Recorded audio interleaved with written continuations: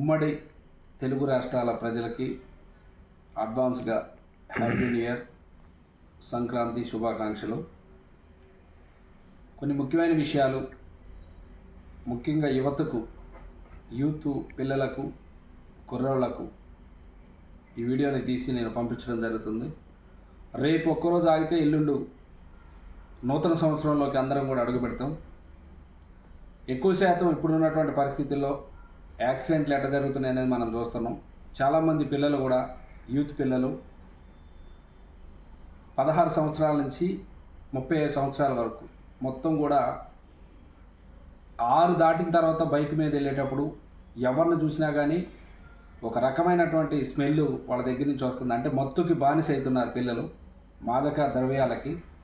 అది మంచి పద్ధతి కాదు. ఎందుకనంటే మిమ్మల్ని నమ్ముకొని మీ తల్లిదండ్రులు ఉండి లేక కష్టపడి 20 సంవత్సరాల వయసు వచ్చే వరకు మిమ్మల్ని ఎండ తగలకుండా, వాన తగలకుండా వాళ్ళు కష్టపడి మిమ్మల్ని పెంచి మీకు ఒక భవిష్యత్తునిచ్చే ప్రయత్నంలో వాళ్ళు ఉంటే మీరేం చేస్తున్నారంటే సంవత్సరానికి ఒకసారి వచ్చే పండగ, అది సంక్రాంతి కావచ్చు, నూతన సంవత్సరం కావచ్చు, క్రిస్మస్ కావచ్చు, రాత్రిపూట మోటార్ సైకిల్లో బాగా స్పీడ్ తోలుతున్నారు. ఒక్కొక్క బండి మీద 3 ఉంటున్నారు. దయచేసి మిమ్మల్ని నేను కోరేది ఏంటంటే మీ జీవితాల మీద మీ కుటుంబం ఆధారపడి ఉందనేది మాత్రం మర్చిపోమోకండి. ఒక క్షణం మనం ప్రాణం పోవటానికి, 1 గంట ఫ్రెండ్స్తో మనం జల్సా చేయటానికి, పార్టీ చేసుకోవడానికి. ఎవరికైనా పార్టీ చేసుకున్న తర్వాత ఇంటికి వెళ్ళేటప్పుడు ప్రమాదం జరిగి ఒకవేళ ఆ వ్యక్తి చనిపోయిందని తెలిస్తే నీతో పాటు పార్టీలో కూర్చున్న వ్యక్తి కూడా నిన్ను చూడటానికి రాడు. ఎందుకనంటే నా మీద ఎక్కడికి వచ్చిందని. మీ తల్లిదండ్రులు, మీ ఫ్యామిలీ మీ మీద ఆధారపడి ఉన్నాయి బ్రదర్. దయచేసి నూతన సంవత్సరాన్ని జనవరి 1వ తారీఖుని అందరూ కూడా ఉమ్మడి తెలుగు రాష్ట్రాల్లో ఉన్నటువంటి ప్రతి ఒక్కళ్ళు కూడా సంతోషంగా కుటుంబ సభ్యులతోని గడపాలని చెప్పి నేను మనస్ఫూర్తిగా కోరుకుంటూ, ఏ కుటుంబంలో కూడా విషాదం అనేది రావద్దు. ఇంకొకటి చిన్న విషయం ఏంటంటే అధికారులు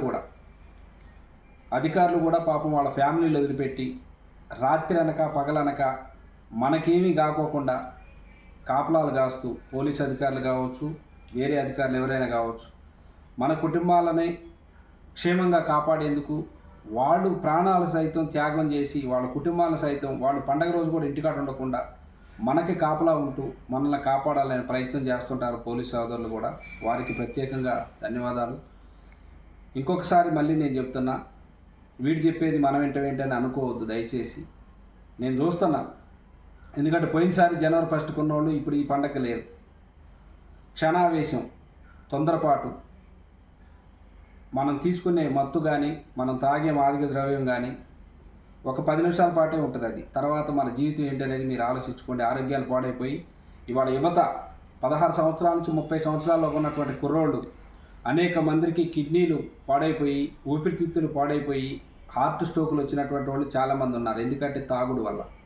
సిగరెట్లు, బీడీలు, మందు అధిక సంఖ్యలో యూత్లో తాగుతున్నారు. దయచేసి నన్ను తప్పుగా అనుకోకుండా మీలో ఒక సోదరులాగా అనుకొని నేను చెప్పే మాట ఒక్క క్షణం ఆలోచించి, జనవరి 1 వస్తుందంటే భయపడుతున్నారు, సంక్రాంతి పండుగ వస్తుందంటే భయపడుతున్నారు, చెడు తిరుగులకు అలవాటైనారు యువత. ముఖ్యంగా కోడిపందాలు, తాగుడు, పేకాట, బైక్ రేసులు, ఈ అనేకమైనటువంటి వ్యసనాలకు అలవాటైపోయి కుటుంబాల మీద భారం పడుతుంది. మీరు ఒక్క నిమిషం ఆలోచించండి.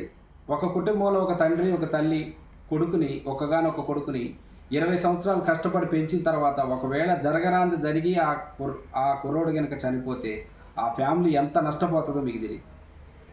నేను కళ్ళారా చూస్తున్నా. దయచేసి మీ అందరికీ కూడా చేతులెత్తి మొక్కుతున్నా. నేను భారతీయ జనతా మజ్దూర్ సెల్ నుంచి బీజేఎంసీ తెలంగాణ రాష్ట్ర అధ్యక్షుడిగా మీ అందరికీ నా విన్నపం ఏంటంటే, ఈ జనవరి 1 అందరం కూడా కులాలకి, మతాలకి అతీతంగా అందరూ ఎవరిళ్లలో వాళ్ళు ఉండి మీ ఫ్యామిలీతో సంతోషంగా గడిపి వాళ్ళ కుటుంబాలకి ఆనందం ఇవ్వాలని చెప్పి నేను మనస్ఫూర్తిగా కోరుకుంటూ సెలవు తీసుకుంటున్నాను. నమస్తే.